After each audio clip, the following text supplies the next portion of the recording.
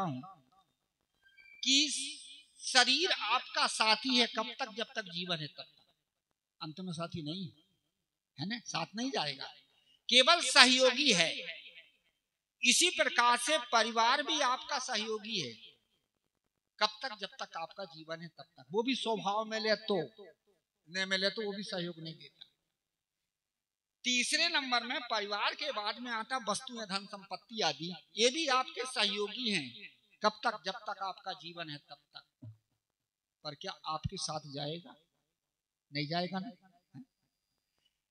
साथ नहीं जाता। जब तक जीवन है तब तक अपना है, पर इसको हम अपना मान लेते और मान करके जीवन भर इन मान्यताओं में हम पड़ जाते, ये मेरा है, ये मेरा। अंत में कहाँ मेरा है?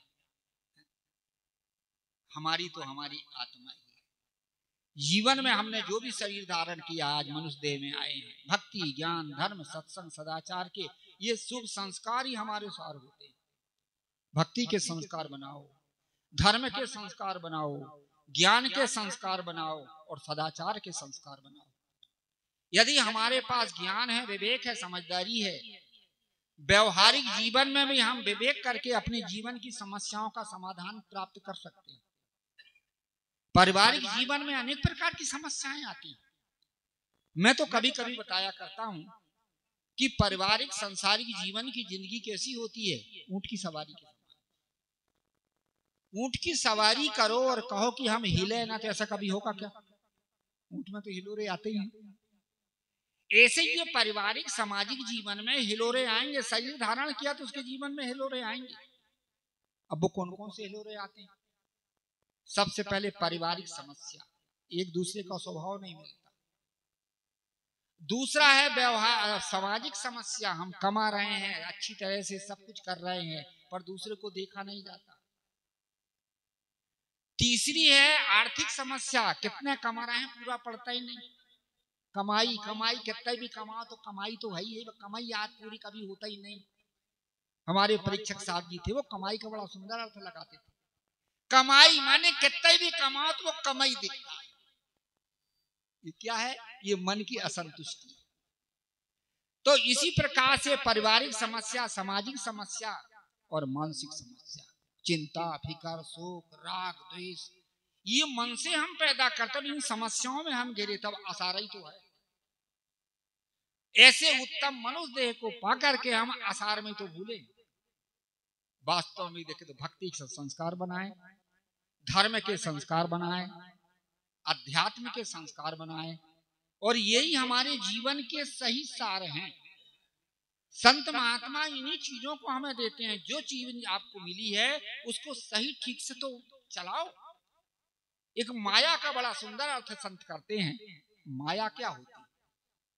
माया का अर्थ होता है जहां हम मान लेते वही हमारी माया बन जाती है, वही हमारा बंधन बन जाता। हमने मान लिया, हो गया बंधन। और माने नहीं, केवल जीवन में है भाई, उपयोग कर रहे हैं, पर हम मान लेते उपयोग नहीं, उपभोग और होता और होता और होता। ये मेरा है, ये मेरा है, वही तो आपका बंधन बनता। एक महात्मा जी से एक ने पूछा, गुरुजी माया का स्वरूप क्या है? माया का स्वरूप क्या है? महात्मा ने कहा, जहां हमने मान लिया वही माया का स्वरूप बन जाता, वही तो बन जाती माया। क्या गुरुजी समझ में नहीं आई? क्या शरीर को तुमने अपना माने तो माया बन गई, और नहीं माने तो पांच तत्व का शरीर तो है, पांचों में मिल जाएगा। परिवार को अपना मान लिया तो माया बन गई, वस्तुओं को अपना मान लिया तो माया बन गई, और नहीं तो प्राणी है और वस्तु है। जहां हम अपना मान लेते हैं वो तो माया बन जाती है। उदाहरण देके समझाऊं, एक बार एक सेठ, और सेठ के मकान में लग गई आग। और जब सेठ के मकान में आग लग गई तो सेठ परेशान होने लगे, चिल्लाने लगे, अरे मेरे मकान जल रहा, मैं बर्बाद हो गया, मैं बर्बाद हो गया। धड़ाम से कुर्सी के नीचे गिर गया। एक गांव का आदमी, और गांव के आदमी ने कहा, सेठ जी काहे परेशान हो रहे हैं? अरे क्या मेरा मकान बर्बाद हो रहा, मेरा मकान जल रहा, मैं तो बर्बाद हो गया।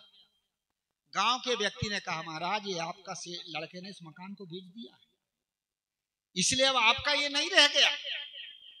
क्या बेच दिया? क्या? हाँ। फिर सेठ कुर्सी में बैठ गया और ऊपर ऊपर से कह रहा भैया बुझाओ बुझाओ। अब जो भीतर की माया थी वो रही ऊपर ऊपर से कह रहा बुझाओ बुझाओ। इतने में लड़का आया लड़कन कैसे पिताजी क्या बताएं, इस मकान की चर्चा तो एक आदमी से हो गई थी परंतु रजिस्ट्री नहीं हुई थी और पैसा नहीं मिला था, इसलिए मकान तो अपना है। फिर सेठ भड़ाक से गिर गया।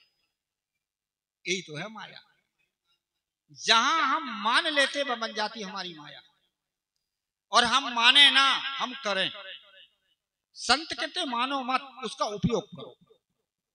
उपयोग जहां करते वो माया नहीं बनती, और जहां हम मान लेते उसकी आसक्ति बनती, वही माया बनती और वही आदमी को परेशान करती। कभी कभी लोग कहा करते साहब जी संसार में रह के भी निरासक्त रह सकते हैं क्या? क्यों नहीं रह सकते? रह सकते हैं। कैसे रह सकते हैं? जब कहीं दूर जाओ, कहीं यात्रा में बुरहानपुर जाओ, इलाहाबाद जाओ या कहीं भी जाओ, तो रेलगाड़ी का आप टिकट कटवा रिजर्वेशन। तो रिजर्वेशन टिकट में 3 चीज बड़ी महत्वपूर्ण होती है। सबसे पहले होता है गाड़ी नंबर 12,515, क्योंकि उसी गाड़ी में आप बैठ सकते हैं। दूसरे नंबर में होता है बोगी नंबर, माने डब्बा नंबर 12, 15, वो क्या कहते हैं कि, और बोगी नंबर एस माने S2, S3, क्योंकि उसी बोगी में आप बैठ सकते हो। तीसरा होता बर्थ नंबर, माने सीट नंबर, बिस्तर नंबर 12, 15, 25। जब तक यात्रा है तब तक गाड़ी नंबर भी याद रखना पड़ेगा, बोगी नंबर भी याद रखना पड़ा और सीट नंबर भी याद रखना पड़ेगा। और जब यात्रा पूरी भई, गाड़ी जाए भाड़ में और बोगी जाए भाड़ में और सीट जाए भाड़ में, है ना? ऐसे ही जीवन में जो भी है, शरीर है, प्राणी है, पदार्थ है, संसार जीवन है, तब तक हमारा है। पर वो उपयोग करो उसकी, पर उसकी आसक्ति आदमी को बांधती है। संत कहते हैं कि वस्तु को नहीं छोड़ना, वस्तु की आसक्ति को छोड़ो। शरीर है तो शरीर के संबंध में सब चीज की जरूरत है, मकान, वस्तु, जगह, जमीन, सबकी तो आवश्यकता है, परंतु उसकी आसक्ति आदमी को बांधती। आसक्ति होती मन की और आवश्यकता होती शरीर की।